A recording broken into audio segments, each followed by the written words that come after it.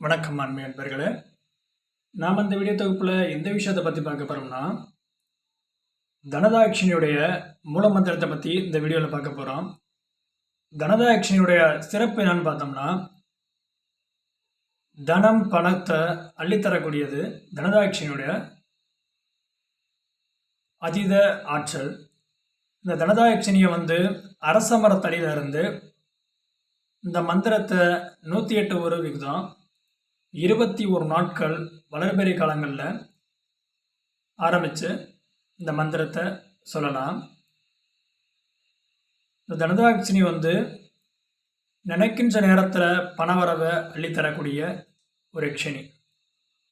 ஓம் cream ஷீம் க்ளீம் தனதாயக்ஷினி மம வசமாக குரு குரு ஸ்வாகா. இந்த மந்திரத்தை சொன்னாலே போதுமானது.